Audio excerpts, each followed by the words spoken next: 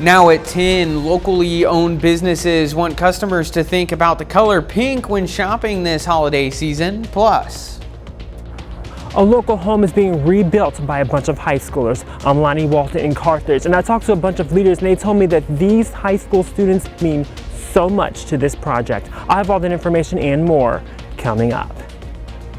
And after a devastating fire, Mary Queen of Angels Catholic Church in Fort Scott opens its doors once again. The 4 states' most watched news starts now.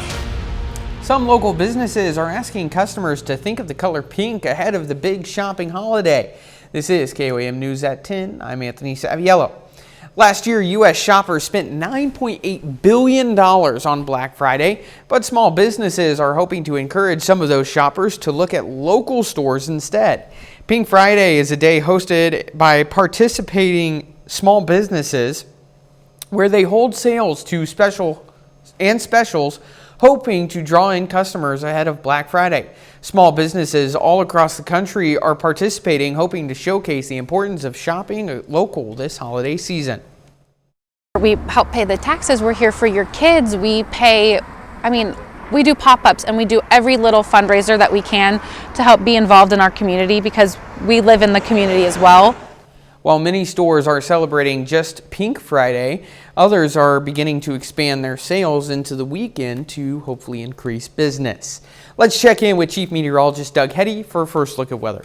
Well, it definitely turned out to be a nice Friday for us today. A little bit warmer than what we have seen over the past 2 days. 52 for a high. Cold start, 30 degrees. Average highs 56, so just a little bit below where we should be for the last 10 days. Of November. Record high is 77 degrees. Temperatures will continue to drop off as we go through the evening hours and a little breezy. Not near as bad as what we've had over the past couple days, but check this out.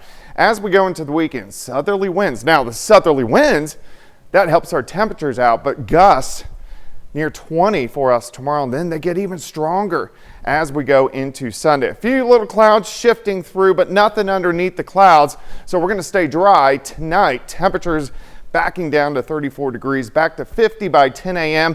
We're also going to look at your holiday forecast here in just a bit. All right, Doug, thanks. After a Fort Scott church had a tragic fire in 2022, the church is now restored. Since the fire took place at Mary Queen of Angels Catholic Church, the congregation has been holding Mass in the gymnasium. They rescued artifacts from the church fire and even saved and renovated the statues on the altar. Now, after 2 long years of restoration, the church will have its dedication Mass on Saturday and resume holding Mass at the church. We had an artist out of Wichita who voluntarily said that he would step up and help us do this. And in that process, he was able to restore 4 of them to their original condition. Regular Mass will begin on Saturday at 5:30 p.m. Seniors from Carthage Technical Center put their skills to the test in an important hands-on project rehabbing a home severely damaged by fire. KOAM's Lonnie Walton explains why these students collaborated with Joplin Area Habitat for Humanity to gain some valuable skills.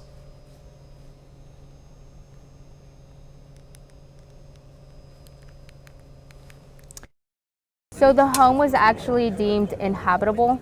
After the fire, we were not able to live here.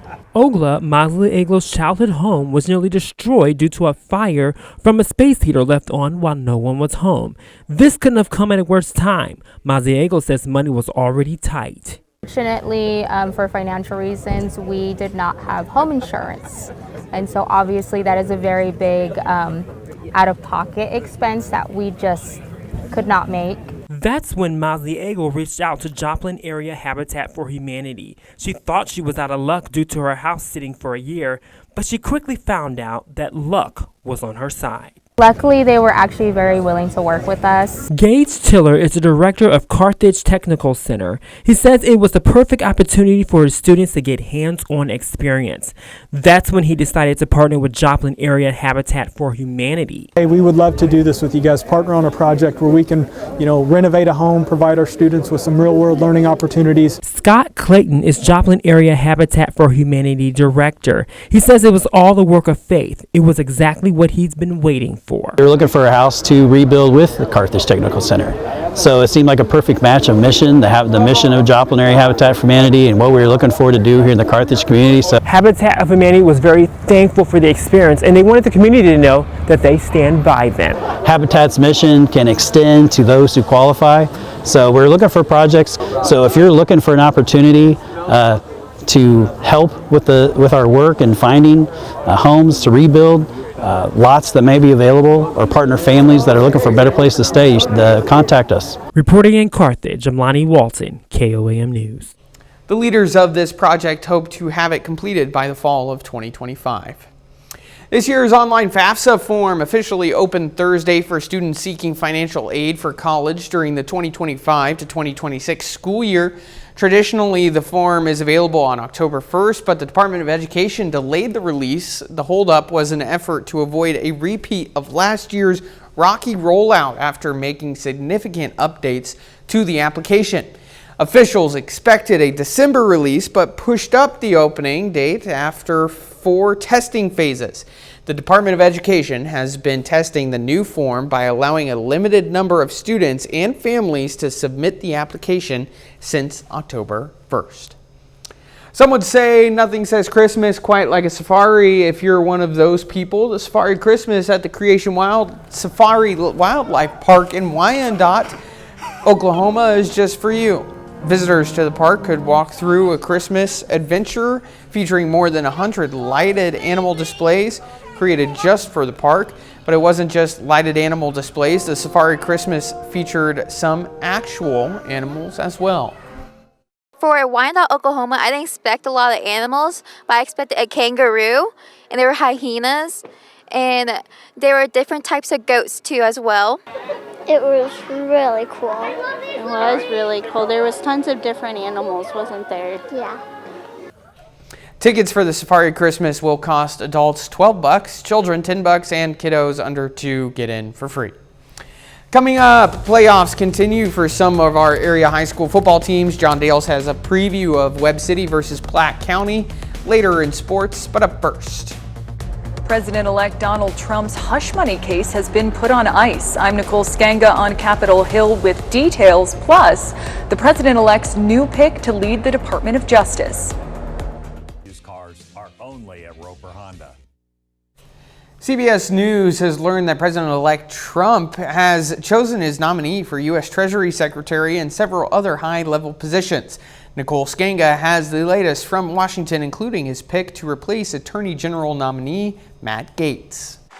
President-elect Donald Trump says he'll nominate Scott Bessent, a billionaire investor and hedge fund manager, to run the U.S. Treasury Department. As Treasury Secretary, Bessent could help shape the financial markets and the incoming president's approach to trade tariffs, which he's vowed to impose on Chinese goods. Trump also announced Friday he's nominating Dr. Jeanette Neshawat as U.S. Surgeon General, former Florida Congressman, and Dr. Dave Weldon as Director of the CDC, and Dr. Marty McCary as FDA Commissioner. On Thursday, Trump picked Pam Bondi to replace an embattled Matt Gaetz as the U.S. Attorney General nominee. Bondi, a staunch Trump ally, was Florida's Attorney General for 2 terms and defended him during the first impeachment trial. They threw due process, fundamental fairness, and our Constitution out the window. Bondi also backed Trump's alleged efforts to overturn the 2020 election results. They are not letting every legal vote count. Gaetz bowed out amid growing controversy over a House investigation into alleged sexual misconduct. Gates has denied all allegations. While his next step remains unclear, Gates said he would not return to serve in the next Congress in January. I'm still going to be in the fight, but it's going to be from a new perch. For his part, the president-elect racked up another legal victory on Friday. The judge in the New York hush money case postponed sentencing indefinitely and will now hear arguments on whether the case should be thrown out entirely because Trump is headed back to the White House. Nicole Skenga, CBS News, Washington. President-elect Trump also said he plans to nominate Oregon Representative Lori Chavez Dremeier as Secretary of Labor and Scott Turner as Secretary of Housing and Urban Development. Well, President-elect Trump has also nominated Russ Vought to serve as Director of the U.S. Office of Management and Budget. Vought, who was OMB chief during Trump's 2017-2021 term, would play a major role in setting budget priorities and implementing Trump's campaign promise to roll back government regulations. Vought is also a key architect of Project 2025, the controversial conservative plan to overhaul the government. Doug returns with a next look at your forecast, and a little later, firefighters and police officers team up to benefit a children's advocacy center in southeast Kansas. Come join us.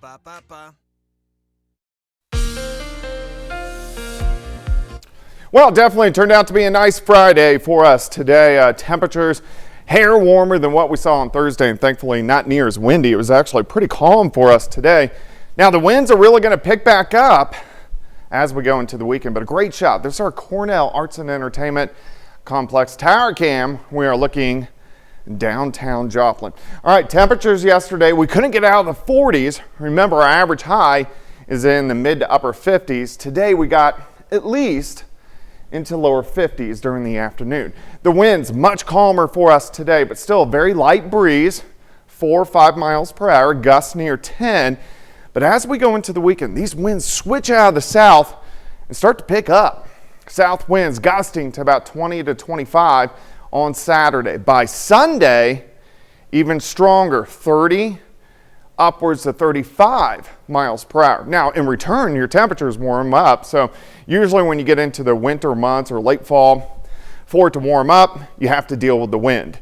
All right, partly cloudy skies, few clouds shooting through, nothing underneath the clouds. If we look at a wider vantage point, here's our jet stream. Kind of moves up into southern Canada and then drops down. So this is why we've been colder over the past couple days, but high pressure building in. This is why we're going to warm up. We get this ridge of high pressure just to our west. Also, next week is Thanksgiving week. A lot of people are traveling. We have several weak little systems. None of them look big as of right now, but several that will be a nuisance. First one, late Sunday into Monday with a few showers. A lot of clouds Tuesday. Heading into Wednesday, some showers picking up. Of course, Wednesday is a big travel day. Thanksgiving itself, another wave working through Thanksgiving and Friday. So a lot to watch. So let's break it down. Let's go into Tuesday. Maybe a little bit of drizzle. Look at our temps, only into the 40s, but any rain, it would be extremely light. Some showers start to pick up late Wednesday night into Thanksgiving morning, and then our last wave rotates in. So here's Thanksgiving evening. Some showers, maybe even a little bit of a rain-snow mix as we go into Black Friday. None of those systems are big, but we want to watch them as we go through the next few days. All right, another cold night tonight, near freezing for overnight lows. Some clouds sifting through once again tomorrow, but warmer temperatures, 62, 63 degrees during the afternoon, looking pretty good. Not as cold Saturday night, dropping back to about 50. A lot of clouds on Sunday. Remember, it's going to be windy. A few random showers popping up as we head into Sunday evening and then also Sunday night into Monday morning. But temperatures pretty good over the weekend. Only 52 on Monday, 51 Tuesday. Thanksgiving Day itself, only 46. Maybe a few flakes of snow mixing in, so we'll be watching that as we go through about the next week or so. All right, Doug, thanks. Pittsburgh firefighters and police officers cooked up a great way to benefit some area children. KOAM photojournalist Ty Parks takes us for a closer look at this year's Badges and Burgers event.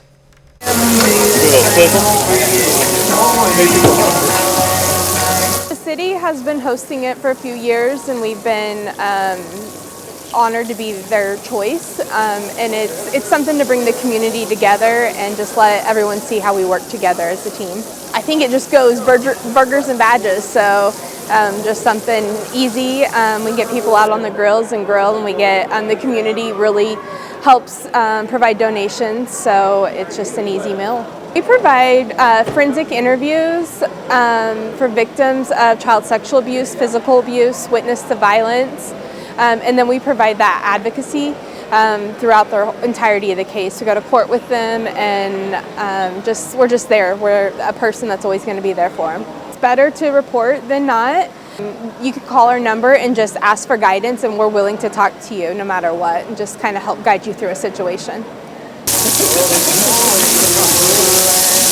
You know, the Child Advocacy Center helps us out tremendously in a lot of our investigations. So anytime there's a crime against a child, the Child Advocacy Center will step in and they will help us with our investigation, and they're able to use their tools and resources to help us better our investigation, and it's just a great organization. I hope that people see that we are located in Pittsburgh and that we serve Cherokee and Crawford County and the surrounding areas, and that they just see that what we do and how we support kids in our communities.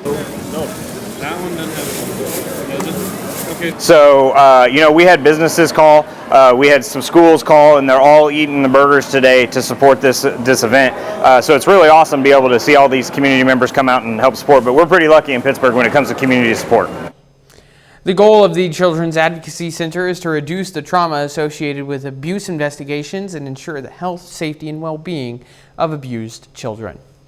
Still ahead, a couple of Girard Trojans sign national letters of intent, and Webb City football plays in the state quarterfinals. John Dales has those stories and more up next.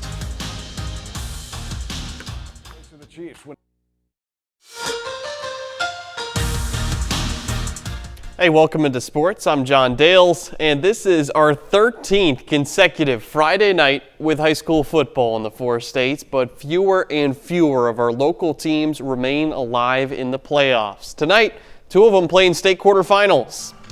We'll start in Missouri. It's the Class 5 state quarterfinals on John Roderick Field at Cardinal Stadium. Webb City hosts undefeated Platte County. First drive of the game, Rocco Marriott scrambles away from pressure and eventually gets chased down and sacked by Brody Eggleston.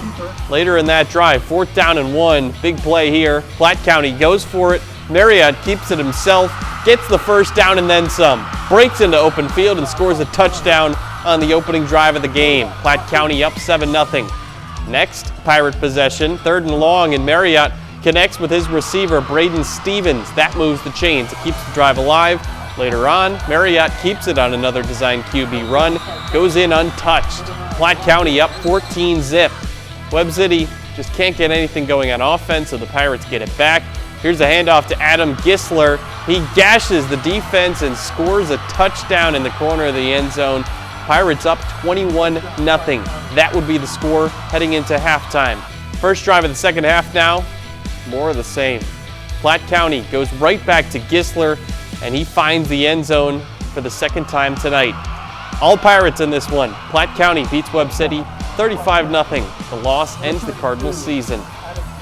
Down in Oklahoma, similar result. Welch High School football has its season come to an end. They lose 46-0 on the road at Tipton in the Class C quarterfinals. Still a great year for the Wildcats, though. They're 10-2 and district runner-ups. A couple of Girard High School volleyball players helped lead the Trojans to a sub-state championship this fall, and today they signed to play at the collegiate level. 2 Girard High School volleyball players signed letters of intent this afternoon. Rachel Bennett is heading to Labette Community College, and her longtime teammate Gracie Murphy signs with Coffeyville Community College. These two have been playing together for years, but next year they'll be playing against each other in the KJCCC. Rachel and I have been playing, like I said, since 3rd grade, and we've always been on the same side of the net, so it was really cool. We're best friends, so we've always been there for each other. After hard practices, rant to each other, or cry together. We shared every moment together, and now it's just going to be really weird on the opposite side of the net. My sister's going to be a senior next year, and being able to come home for her games and just being able to come home whenever I want is a big reason why I chose Labette. Shifting gears to college basketball, Missouri Southern men's hoops hits the road. The Lions have a neutral site game this evening up in Kansas City. And a forgettable evening, to say the least, for the Lions. They get crushed, 106-67. The final score, Rockhurst wins. The loss drops Southern's record to 2-4 on the season. They're 0-4 in games played away from Joplin. The good news, though, for Southern is that it's back at home for its next two contests, the first of which is this coming Tuesday against Mission University. Back to some of that high school football I was talking about. Webb City loses. They just ran into a monster in Platte County. But look at what they did in the playoffs. They went 3-6 in the regular season, then won 3 in a row, and they make it all the way to the state quarterfinals. Yeah, they're a tough team, and it's an unfortunate loss for them tonight. Tough loss, but even in a down year, you got Webb City playing in the state quarterfinals. Absolutely, and big football action for us tomorrow as well. I'll talk a little bit more about that later, but we got Lamar at home. We got Mount Vernon at home against Seneca. That's not even getting into the college football we got too. All right, perfect. We'll be right back. Well, it looks like it's going to be quite a bit warmer as we head into the weekend. Check this out, 62 tomorrow, 70 on Sunday. A few showers Sunday night into Monday morning with a cold front. That's why we drop almost 20 degrees for a high temp of 52 on Monday. Staying kind of chilly next week with a few bouts of showers, maybe even a few flakes of snow. Chilly indeed. Well, to be the first to see breaking news, weather, and sports, download the KOAM News app. It's available free of charge on the Apple App Store and Google Play Store. Just search the KOAM News app. It was a bittersweet day here at KOAM. Our receptionist extraordinaire, Helen Kelly, has decided to call it a day. Anyone who has called KOAM in the last 22 years most likely spoke to Helen, and there's a very good chance their day was better for it. We wish Helen the absolute best of luck going forward, as does any stray dog who has known this wonderful woman. Helen's the best. She's amazing. Yeah, first person that I talked to. Same. In the door, walking through the doors here. We've been here over just about a year and a half now, and our very first impression of KOAM was Helen, and I think that's a really good first impression. So, sports coming up this weekend. Yeah, tomorrow we got a big day of high school football and college football. High school, I mentioned it, Lamar is at home for a Class 2 state quarterfinal. Then Class 3 quarterfinal between Mount Vernon and Seneca. Seneca's undefeated, but the closest game it's played all year was against Mount Vernon. And then Pitt State football at home in the first round of the playoffs against Harding. A lot of postseason action. Yeah, we got it's fun. For sure. All right, that's our time for tonight. Thanks for joining us. From all of us here, have a great night.